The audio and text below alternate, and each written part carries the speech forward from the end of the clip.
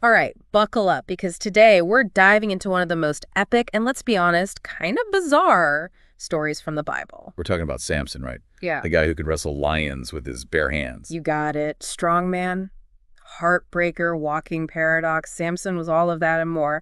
We're taking a deep dive into his story, and we've got a fantastic YouTube video from Elohim Chronicles to guide us. It's called Uncover the Truth, Supernatural Power, and Epic Blunders of Samson.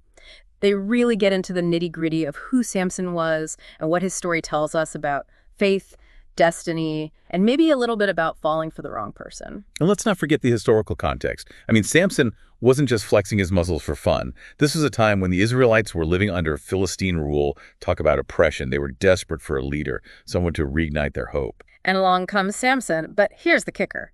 His story starts not on a battlefield, but with an angel appearing to his parents. And not just once, but twice. Talk about a divine intervention. And it wasn't just any message. This was a prophecy, a declaration that their son would be a Nazarite, set apart for a special purpose from the moment he was born. Okay, so I've heard of Nazarites, but to be honest, I'm a little fuzzy on the details. What did that actually mean for Samson? It was a big deal. Being a Nazarite wasn't just about, abstaining from wine or keeping your hair long. It was a complete and total commitment to God, a way of life that set you apart. Think of it as a physical manifestation of spiritual devotion. For Samson, his uncut hair wasn't just a style choice. It was the visible symbol of his vow to God and the source of his crazy strength. Okay, now that's commitment. Imagine being his barber. Talk about pressure. But seriously, from a young age, Samson's life reads like an action movie script. We're talking slaying a lion with his bare hands, a feat that would make even the bravest warrior sweat a little. Don't even get me started on the fiery revenge with the foxes. I mean, who hasn't wanted to unleash a pack of flaming foxes on their enemies at some point? Okay, maybe that's just me. No judgment here. But jokes aside, those stories, as wild as they might seem, they weren't just random acts of strength. They were calculated, strategic moves, right? Each one chipped away at the Philistines' hold on power. Absolutely. It's easy to forget that in ancient Israel, a judge wasn't just someone in a courtroom. These were divinely appointed leaders, chosen by God to deliver their people from oppression. Samson's early victories weren't just impressive displays of strength. They were deliberate acts of defiance, carefully orchestrated to inspire the Israelites and challenge the Philistine grip on power. So we've got a warrior, a leader, a bit of a showman. Right. Samson was clearly a complex guy.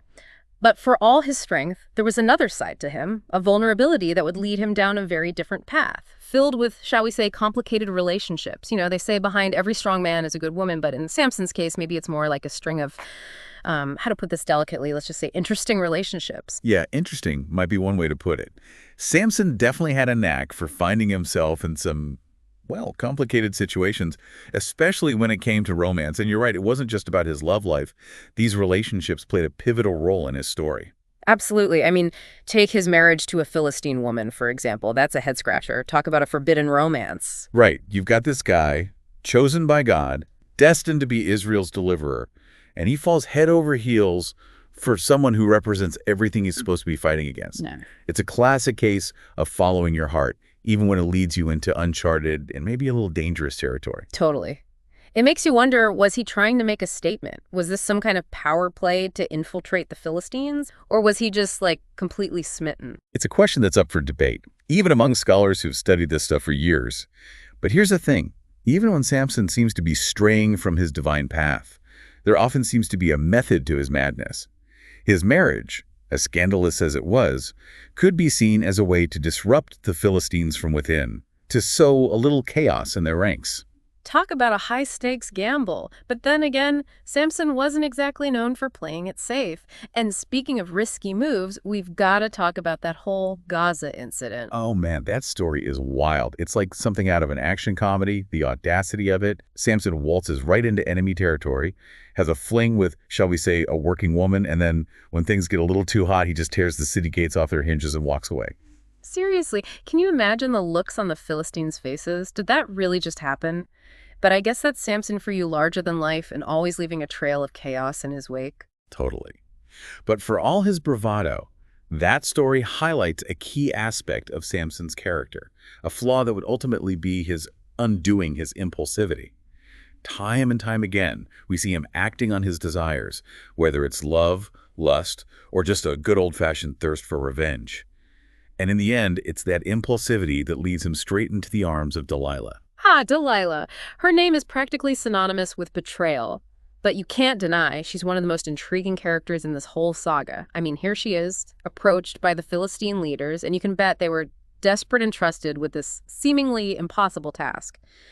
Figure out the secret to Samson's strength. It's a classic tale of seduction and deception. And don't forget, there's a good chance she had feelings for Samson, too. Oh, absolutely. It wasn't just a business deal for her, right? There was a real connection, or at least that's how it seemed. But in the end, she chose her people, and that decision had some pretty devastating consequences for Samson. And for everyone else involved, really. Remember, we're talking about a time when a single person's actions could have massive repercussions, shaping the fate of entire nations. So Samson, head over heels, maybe a little blinded by love or at least infatuation, lets down his guard and reveals his secret, his hair. Talk about a game changer. And not in a good way. Well, there goes that whole strength comes from within thing. Poor Samson. He really played right into their hands, didn't he? It's a classic tale of seduction and betrayal. And let's be honest, we've all been tempted to let our guard down for someone we care about, even if it means ignoring the little voice in our head saying, this might be a bad idea. Oh, absolutely. We've all been there. But on an epic biblical scale, this one takes the cake. So the Philistines, they don't waste any time capitalizing on Samson's moment of weakness, do they? Not a chance. They were done playing games. They blinded him, imprisoned him, basically made him a spectacle of defeat. It was a brutal fall from grace for a guy who was practically invincible just a hot minute ago. It's almost Shakespearean, isn't it? The mighty brought low by their own flaws. It's a reminder that even the strongest among us have vulnerabilities. And let's not forget, the Israelites, they're watching all of this unfold, their hopes of liberation seemingly crushed, along with Samson's spirit. It's a dark time. But here's where things get really interesting. Remember how we talked about Samson's hair being the symbol of his vow to God, the source of his strength? Yeah, it's hard to forget that little detail. Seems like a pretty important plot point. Exactly. And as Samson sits there in chains, humiliated, his hair starts to grow back. It's this subtle but powerful reminder that even when we stumble, even when we make mistakes, that connection to something greater, it can be restored. Okay, now that's the kind of comeback story I can get behind. But the Philistines, they're a little too busy celebrating to notice, right? Oh, yeah. They were feeling pretty smug about the whole thing.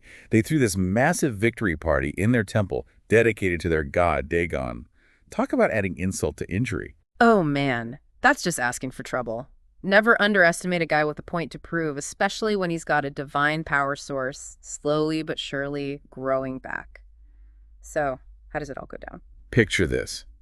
Samson, standing between these two massive pillars that support the entire temple, surrounded by Philistine soldiers, the noise of the crowd deafening. They think he's harmless, a defeated shell of his former self.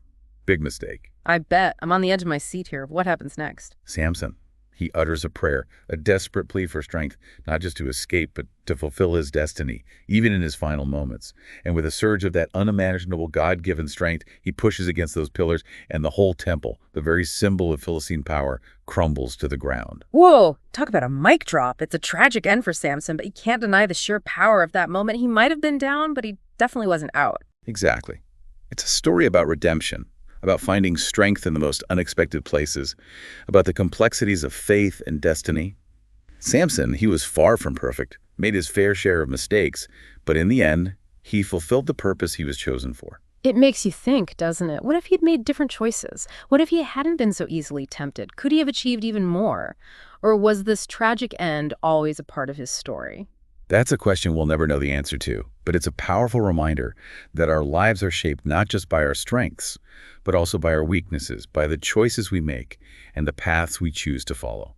And sometimes the most powerful lessons come from the most unexpected places, even from ancient stories about guys who could wrestle lions with their bare hands. Well, folks, there you have it. Another deep dive, another fascinating story explored. Until next time, keep asking questions, keep exploring, and keep an eye out for those seemingly insignificant details you never know when they might just hold the key to unlocking something truly extraordinary.